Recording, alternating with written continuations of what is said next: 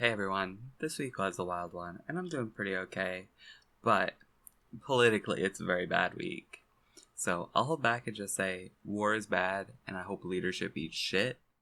Don't bomb people. And I know that's not exactly a rare insight, but it's what I got.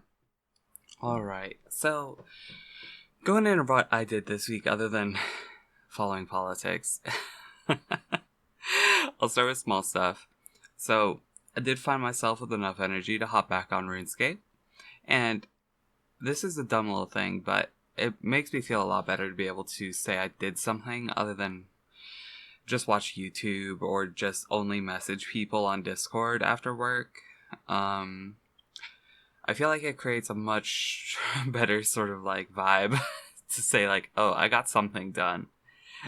Even if it's like kind of half clocked out progress in an MMO, the fact that I share it with a lot of friends, and so it feels like I do constructive. I'm doing something constructive in a shared space, and that makes it feel good. Even if it's not the most constructive thing I could be doing at the time, it does feel a lot better than just purely vegging out. And I do want to say, Mod North can eat shit. He's also on the hate train. So I guess going into things, I'll just go over some more gaming issues, and then I'll talk about everything else. Not issues. I don't even know why I said issues there. These are not issues. These are just gaming. So the Oomfies did start playing EDF6, and we did get a 4-stack with me, Rody, Bunny, and Gweb, and it was a really good time.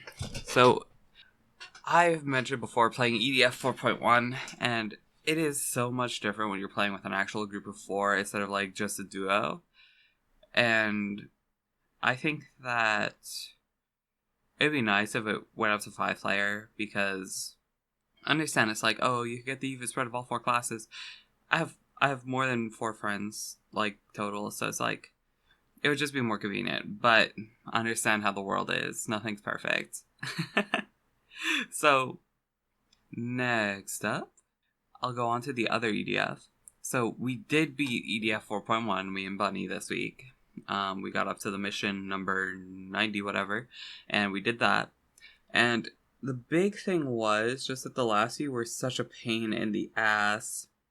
I think it's a case of when you're playing with 2 people, it means that there's only so much you can do, even if technically due to the way the multipliers work, you don't have to deal as much damage as you would with either 3 or 4 people. But in terms of actually being able to get everything done and cover every role, having just a ranger and a wing diver makes it a little bit tough. So I do want to say that I was playing ranger for pretty much the entire playthrough with Bunny, and I had this really long-standing bias towards the missile launcher and the rocket launcher I was using by the end of the game. So earlier on, there were a lot of points where, oh, this might be good for this level, but once I got the missile launcher for a lot of anti-air and just large swarms of stuff, that made it really convenient to just clear those out a lot better, because 300 meter range is still pretty good. And the rocket launcher I had to take because it has 2,000 meter range, and there are so many of these enemies that are flying dropships and stuff like that I literally could not reach them a lot of the time with a 600 meter sniper rifle, because Ranger just doesn't have mobility options that I'm aware of.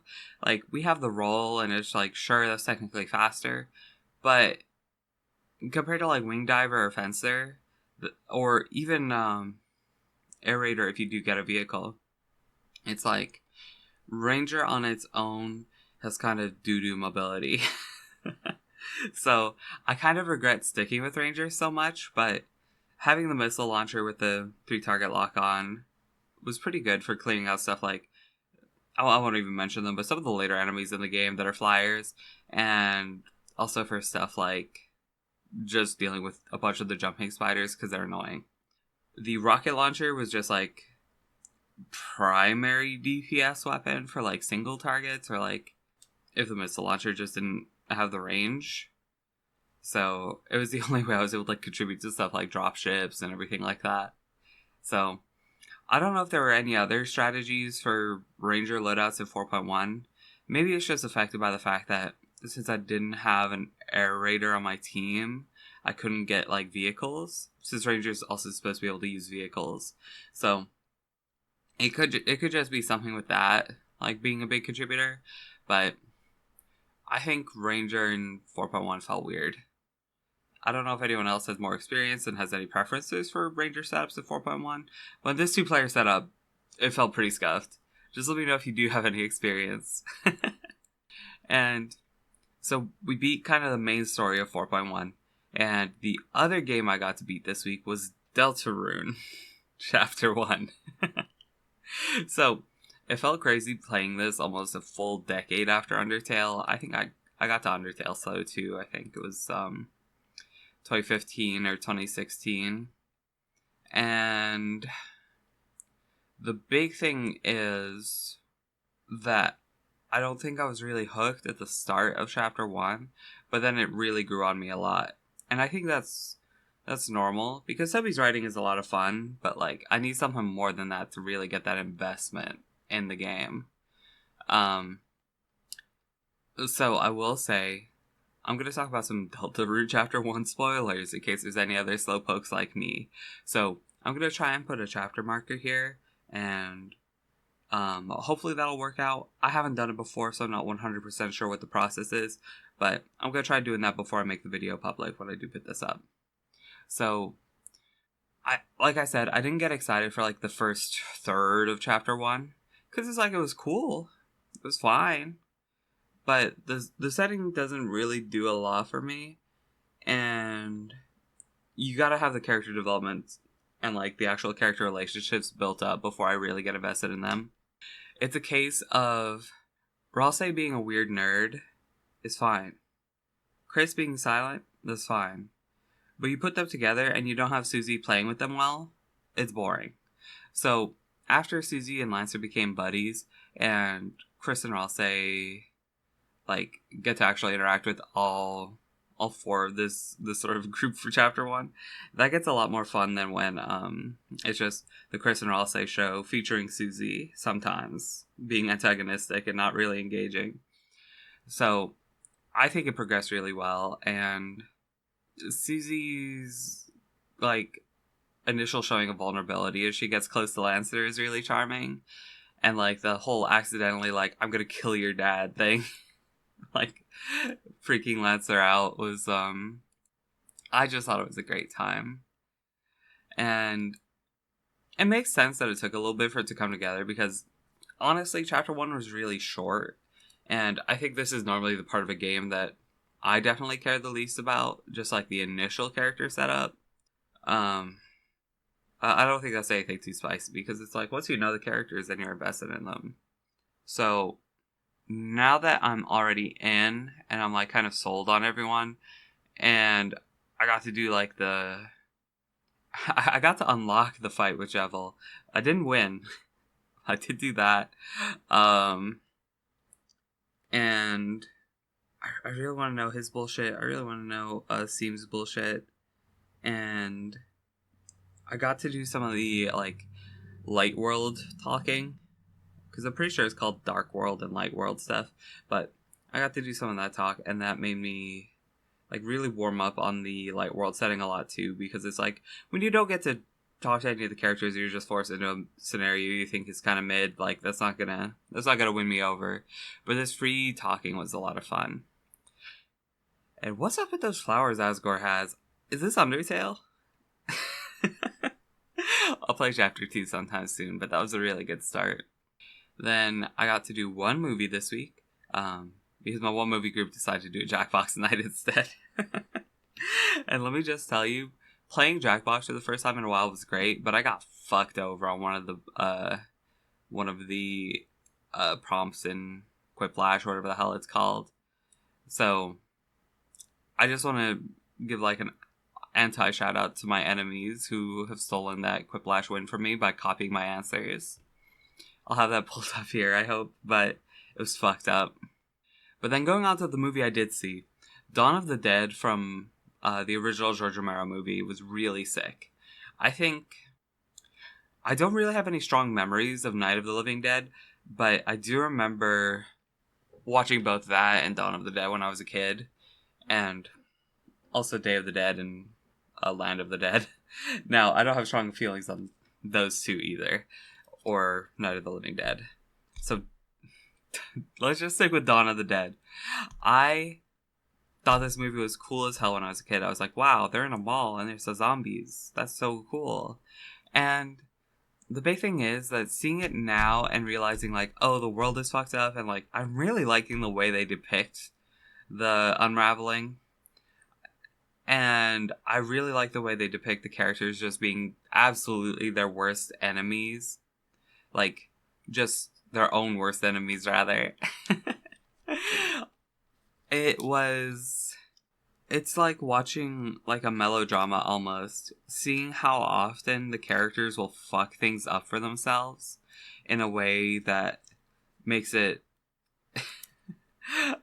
I don't know. It's almost pitiful, but it's also like, I know you did this to yourself, but I know it's reasonable to be crazy or stupid or just a son of a bitch when the world is on fire.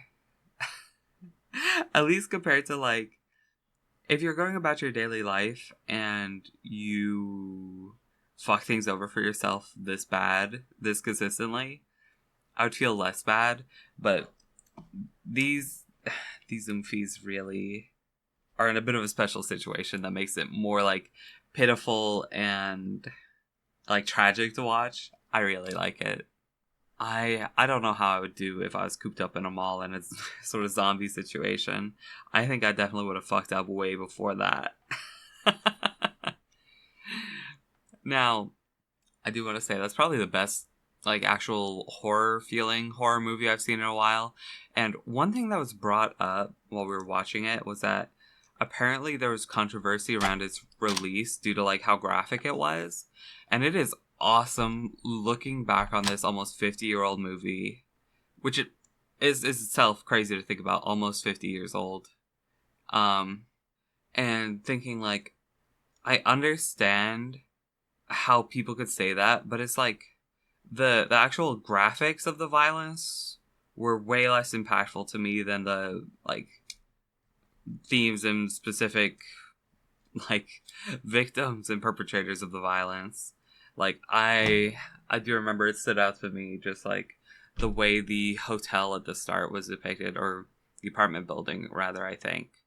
And the whole police raid on the apartment building. And then you see these, like, just the way they're, like, somewhat protected, but also somewhat just killed, as, like, Wooly goes crazy. And then that mirroring how Roger goes crazy in the movie is really cool. I just think it was really crazy how they set it all up there from the very start, and then it only got worse. Then you also see, like, the biker gang come in later in the movie, and the guy who's on the phone has this SS helmet, and it's just like, come the fuck on, man. But, like, I could totally believe that you, the motherfucker in an SS helmet with a funny mustache, is the kind of motherfucker who would act like this in this sort of situation. So, I thought the movie was really fun. Now, I shouldn't dwell on it too much.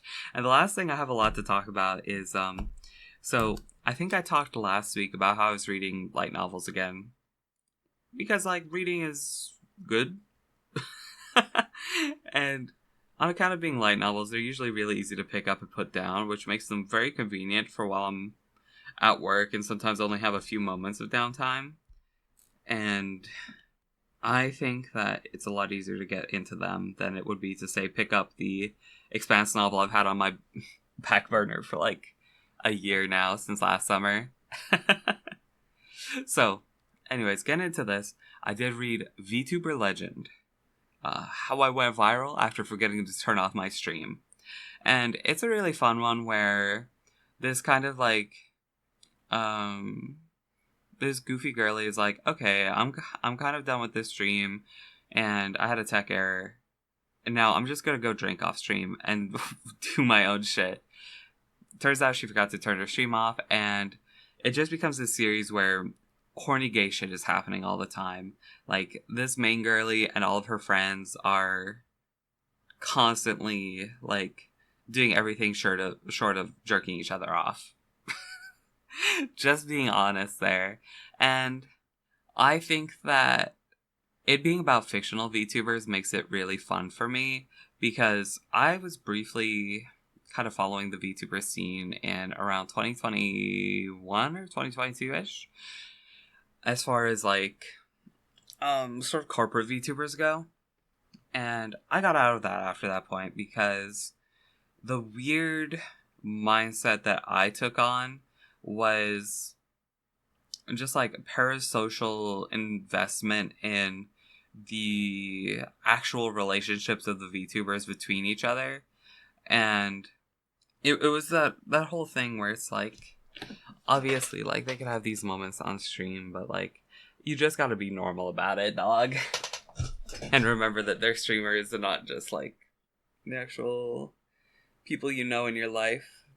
So there's, like, a level of investment that's okay, and a level of investment that's weird or uncomfortable. And I was definitely trending towards just putting way too much of my mood being based on, like, shit that happened with VTubers. So I think that having this in an actual fictional scenario makes it a lot more fun for me, where I can think about that. I don't have to actually watch any streams, because I'm not much of a stream watcher to start off with. And, like, the fact that they're fictional makes it easier to keep that in mind, like, as opposed to just, like, keeping distance from a real person. It's like, I know I'm not their friend, like, I'm just reading their story, as opposed to, like, someone you're, like, actively chatting with, in either in, like, an indie VTuber setting, or, like, just sending messages to a corporate VTuber. I think it makes it really feel healthier to me to have it be a fictional VTuber I'm following. So that's kind of where I was at with that. And one weird story that I want to tell people is that getting to read a lot of VTuber Legend kept my energy really high, because of how sort of, like, upbeat and bouncy it is, I guess. And reading has always energized me to do stuff in my personal life. So a lot of times my mood and my actions are kind of, like, affected by stuff I've read recently. At least to some certain degree. Because I don't think I'm that affected by, like, the daily web novels I read or anything, but at least as far as a general statement, I have this story of when I was a kid, I was really awkward. And I did have care for the people around me. I just did not show it well, in my own opinion. I was, like, very emotional, but didn't know how to express it, if that makes sense. Or at least express it in a constructive way.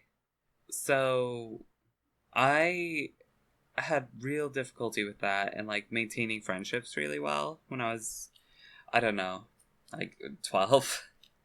And one thing that ended up coming to be a big part of my life was that I ended up reading a lot and sort of looking at other fictional characters and what they would do in, like, all sorts of situations, like, where they were being, like, either a good friend or a bad friend. It's like, I'd have my own feelings about all that, and, like, that kind of helped me adjust to being a normal person better.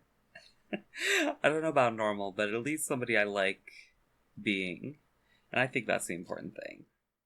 So, getting to read VTuber Legend kept my energy high. It had me acting, like, really weird to my girlfriend, probably, and it was a lot of fun. I have a few more volumes to read, so it's not like I'm out of it or anything, but it is always sad when you, like, catch up to the backlog of something that you're really enjoying. I feel like it always makes me want to slow down and enjoy it more, as opposed to just burning right through it. But I just want to bring that up because it's something I don't really get to talk about a lot. It's just, like, how dealing with fiction, especially when I was younger, helped me develop as a person in a way that I wasn't able to develop through my real life experiences because I didn't know how. I think like having this sort of like third person view of a character gives you a much different perspective than like you might have of yourself as a kid who doesn't really know how to introspect or really take like a more objective look at your relationships and what you're doing in your life. So I just think that kind of thing is really cool. And I don't think people necessarily take it super seriously the way fiction can affect you as a person. And I think the people I talk to do, but like it's something I want to get on a soapbox about because of like my own personal strong experiences. So it's like because everyone I talk to is like reasonable about this sort of thing, or at least like on the same page as me. I don't really have a chance to talk about it. So I wanted to use my soapbox here. But I think that reading and getting a look at a character or a person who is not you is a valuable experience. Boom. That's my sales pitch for including gay light novels on the accelerated reader program. I hope this helps many people get their pizza parties. Good luck. But I know when I was writing this up, I even actively thought I might be too embarrassed to read that out loud. But I did go ahead with it.